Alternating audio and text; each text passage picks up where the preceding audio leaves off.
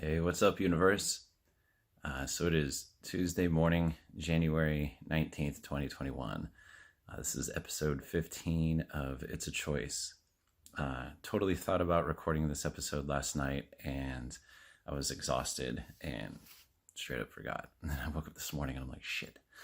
So, no interview with the children today with my boys. However, universe always provides. And today, I'd like to talk about kind of navigating choice in a way. So I found it interesting that this actually came up in a conversation just yesterday. So just want to give a a shout out and a thanks to my friend who brought this up so that we could even discuss it in this podcast. So that wasn't the point of it. It just happens to be the example that that arrived in life that I feel like we can talk about. So the whole idea behind this was that my friend had been just navigating situations, allowing the feelings to navigate, or leaning into what felt right. And, as any of us do that, we're obviously led down certain paths, right? We make certain choices based upon those feelings. And as I spoke in episode 1, you have to there's just certain things that I have personally experienced that I feel like are part of it, like being alone, or just,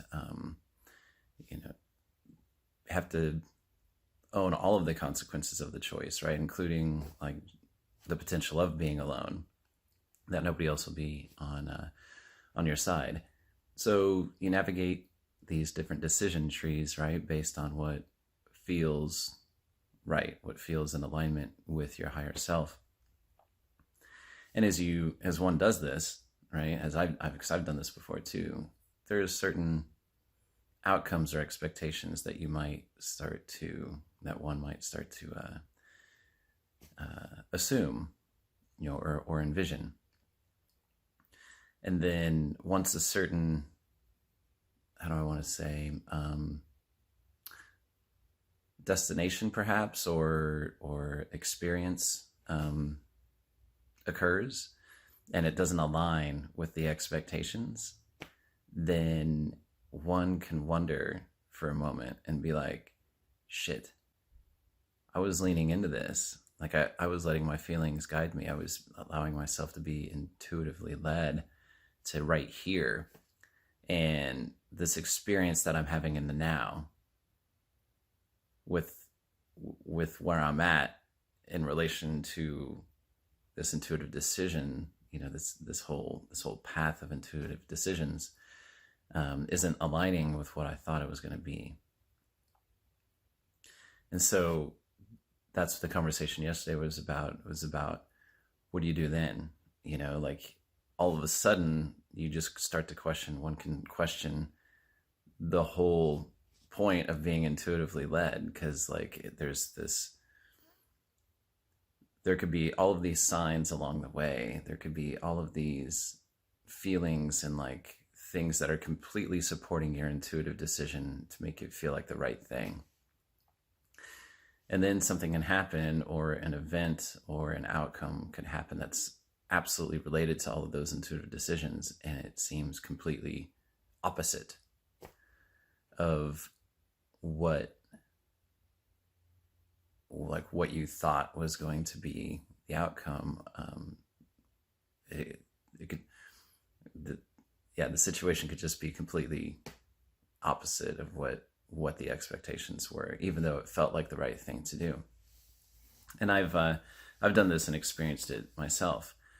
So the question yesterday was so what do you do then? Do you just keep leaning into, do you still just keep trusting those intuitive decisions and those pulls? And this kind of plays into the last podcast too, with risk, do you just keep stacking more risk because, like, even though it's opposite of the expectation, like, everything led you to that point. So do you just keep pursuing down that point, or do you cut your losses and abandon it and choose like something completely different? And my response was that it's not like when it comes to these kinds of things, it's not what led you here wasn't like what led one to that place isn't an analytical mental kind of a exercise, right? So it's not a pro versus con column, like where you write that out and you kind of weigh your choices or potential outcomes, your options.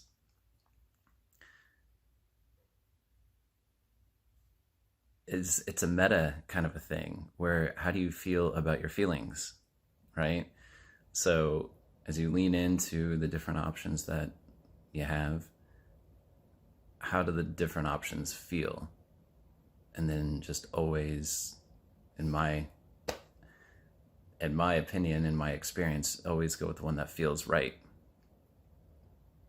Always go with the one that feels right. And again, that goes back to the first podcast where it's like, and you have to be okay with the consequences of that. And you have to be okay with being alone. You can't let anyone else's,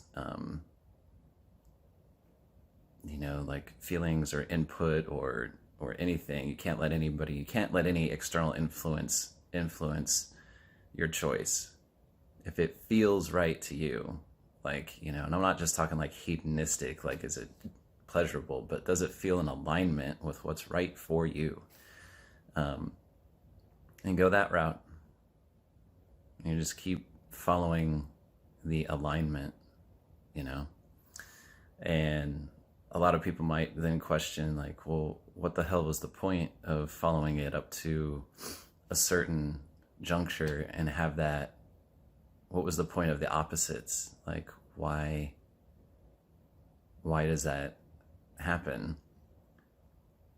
And my answer to that would be, like, we're human. We're gonna have, it's all the story we're telling ourselves. It's all interpretation. We very easily, because we like to, set expectations, so it's really not necessarily a fault of letting yourself be guided or letting oneself be guided. I don't mean to necessarily speak in the sense of you or because I've done this too. But anyway, it's not a fault of that. It's just we just happen to set expectations. We come up with what we think, what we anticipate will be a set of circumstances or feelings, and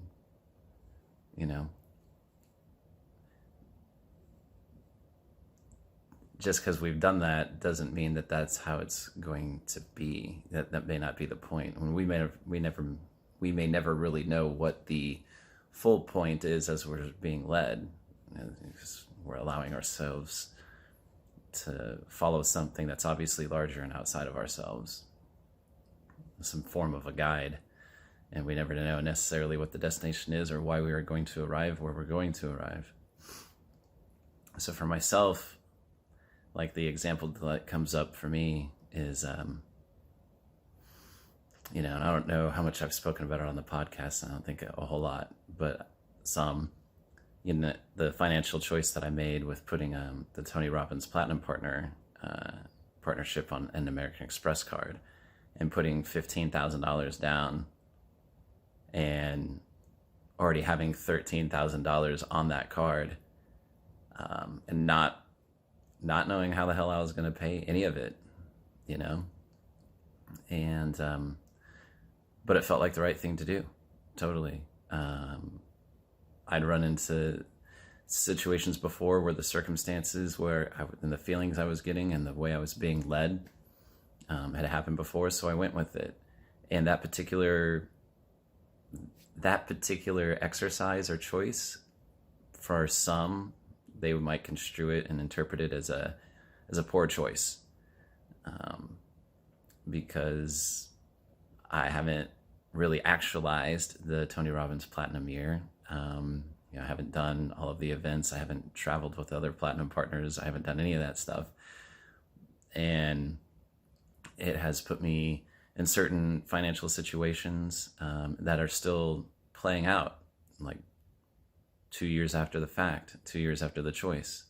And that's going to continue for a while. So some people might be like, well, that was a shit choice.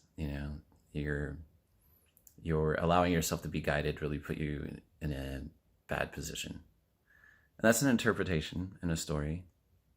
And my thing is I disagree. There's a lot of lessons and things that I've learned along the way through that. And it's not done playing itself out. That choice, the ripples of that choice are still like propagating. It's not over. So I don't know what the final outcome will be of that choice. I just am okay with the consequences of it. What else can I do? And so yeah, that's my personal example. And sorry, that just made me think of something else that I mentioned yesterday that I feel might be a little bit relevant to what we're talking about today. So the pros and cons list, right? Like it's if you happen to be led to a place that is opposite of what you expected, and then what do? And you feel into the feelings, right? And choose the path that still feels in alignment with you. And regarding the pros and cons list, I was like, it's not a matter of degree of like which one's more logically right or not. To me, it's like it's always a feeling. It's always a feeling, and does it feel in alignment? And the analogy that I came up with is it's like putting your hand on the stove, right? And you burn yourself. You don't keep your hand on the stove until the burn reaches a certain level of degree, right? Like, oh, well, I know it's hot, but it's not a 2nd degree burn yet, so I'm going to leave my hand on the stove, right? So when it comes to our feelings and being led, that's why I was like, it's not a pro and con list, it's not like a weighted decision, it's not a matter of degree, in the sense of a logical, like explanation. It is a matter of degree on what feels right, though, what feels in alignment. So anyway, that's pretty much what I got. Last few episodes have been kind of disjointed in some ways, but I just want to say thanks for listening very much. And thank you to my friend for providing an opportunity to discuss something for the podcast. Much appreciated. So I'll let you all go and go live an inspired life so you can inspire others to live their inspired life. Because at the end of the day, living an inspired life is a choice. I love you guys. Talk to you later. Bye.